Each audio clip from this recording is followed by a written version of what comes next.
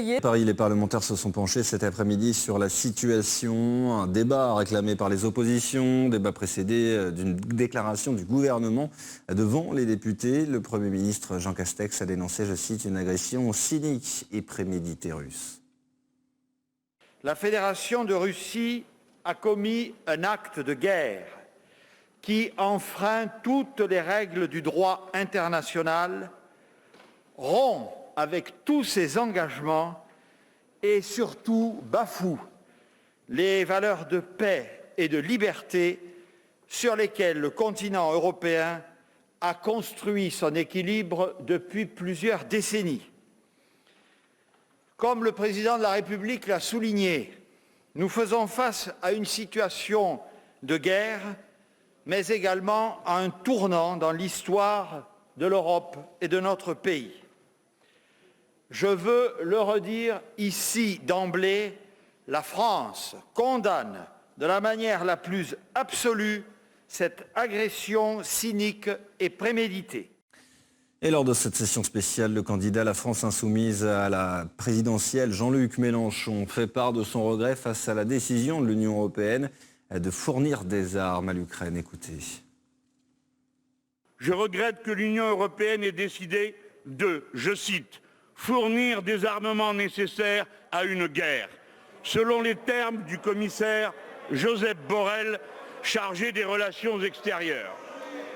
Cette décision ferait de nous des co-belligérants. Un engrenage s'enclenche. Avec quelle légitimité? Quand notre Parlement l'a-t-il décidé? Couper le circuit financier SWIFT?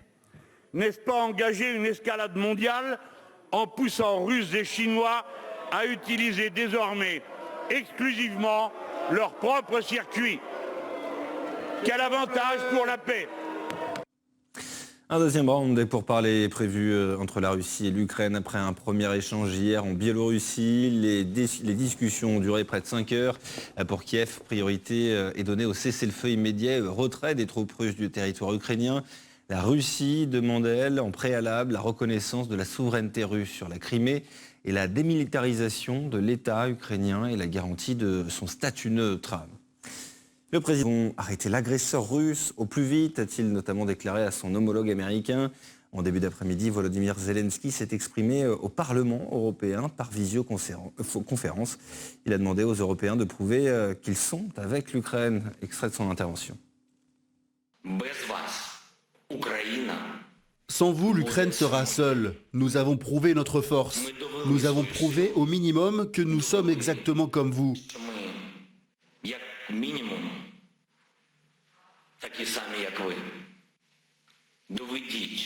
Donc, prouvez que vous êtes avec nous, prouvez-vous que vous ne nous abandonnez pas et que vous êtes vraiment des Européens. Alors la vie vaincra la mort et la lumière vaincra les ténèbres. Gloire à l'Ukraine. À Genève, conférence du désarmement au cours de laquelle a été diffusé le discours du chef de la diplomatie russe, un discours préenregistré du fait des sanctions qui lui interdisent désormais le survol de l'Union européenne. Ces propos ont été boycottés par de nombreuses délégations, dont l'Ukraine et les pays occidentaux. Les diplomates ont quitté ostensiblement la salle au début du discours de Sergueï Lavrov à Moscou. Les détails de notre correspondance, Vera Goffman. Il est inacceptable que des armes nucléaires américaines se trouvent en Europe, a déclaré le chef de la diplomatie russe Sergueï Lavrov par visioconférence. D'après lui, les pays occidentaux doivent renoncer à la création des bases militaires sur le territoire des pays de l'ex-URSS et qui ne font pas partie de l'OTAN. Il est également nécessaire de revenir au status quo militaire de 1997, l'année où avait été signé l'acte fondateur Russie-OTAN. Il s'agit de questions de principe pour la Russie. Je vous propose d'écouter. Il est inacceptable pour nous qu'en contradiction avec les principes fondamentaux du traité sur la non-prolifération des armes nucléaires, ces mêmes armes des États-Unis se trouvent toujours sur le territoire de certains pays européens. La pratique perverse des missions nucléaires conjointes impliquant des pays non nucléaires de l'OTAN persiste. Dans le cadre de ces missions, le scénario d'une utilisation d'armes nucléaires contre la Russie fait l'objet d'exercices. Il est grand temps de ramener les armes nucléaires américaines à la maison et de démanteler complètement les infrastructures associées en Europe. Il faut rappeler que dimanche dernier, Vladimir Poutine a ordonné au ministre de la Défense, Sergei Shoigu, et au chef d'état-major, Valery Gerasimov, de mettre les forces de dissuasion de l'armée russe dans un régime spécial d'alerte. Le président russe a évoqué non seulement, je cite, des actes hostiles contre notre pays dans le domaine économique, mais également des déclarations agressives des hauts responsables des principaux pays de l'OTAN. De son côté, le ministre français des Affaires étrangères, Jean-Yves Le Drian, en déplacement en Pologne, a tenu une conférence de presse conjointe ce midi avec ses homologues allemands et polonais. Il a salué les efforts diplomatiques pour, je cite, isoler la Russie sur la scène internationale. Selon Jean-Yves Le Drian, les sanctions sont à la hauteur de la gravité du moment et ils ont pour vocation d'asphyxier et d'étouffer l'économie russe. Et au plan humanitaire, l'ONU estime que 12 millions de personnes en Ukraine auront besoin d'aide. Depuis le début de la guerre, plus de 670 000 personnes ont quitté le pays. La solidarité internationale s'organise. Morgane Daletti. Nourriture, tentes, médicaments, des convois humanitaires du monde entier sont en route ou se préparent à venir en aide à la population ukrainienne. La France, de son côté, a déjà envoyé plusieurs tonnes de matériel en Pologne, a indiqué ce lundi Gérald Darmanin. Nous avons déjà envoyé 33 tonnes de matériel.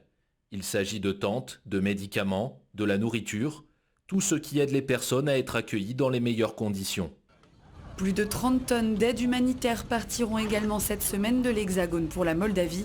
Et 2 avions de la sécurité civile contenant des médicaments doivent arriver aujourd'hui en Pologne.